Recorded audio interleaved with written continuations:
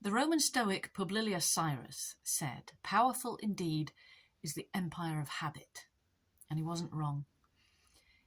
If you put into a folder the 10 or 12 last pieces of writing that you did, what would they all have in common? This is about identifying the thing that you always do and doing something else. I spoke in an earlier tip, specifically to poets really, about how we often fall into a particular pace, a particular rhythm in our writings. This is a broader point. If you were to put the last 10 or 12 pieces of writing that you produced into a folder and look at them together, what would they all have in common? Are they all about the same length? Do they all have a first-person narrator? Do they all have a protagonist who is the same gender as you? Do they all have a similar tone? Perhaps very, very serious because you're afraid of telling a joke. Perhaps very, very quirky because you're afraid of getting serious.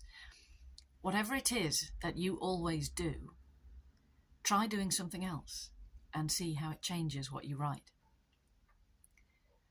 For me, I have a nasty habit of beginning a poem with a throwaway phrase of speech, and my publisher has held me to account for that sometimes. "You're doing that thing again, Joe." "What thing, Jane?" "The thing where you say, 'The thing is,' or the thing where you say, 'I've been thinking about warthogs.'" A throwaway phrase of speech.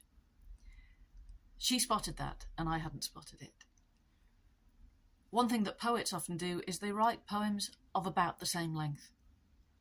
If you generally write poems of 35 or 40 lines, see if you can write a really short one. See if you can cut it down to 3 or 4 lines. If you write short stories and they always come in at about 2,000 words, have a go at flash fiction or have a go at something longer. If you always write in the past tense, try and write in the present tense.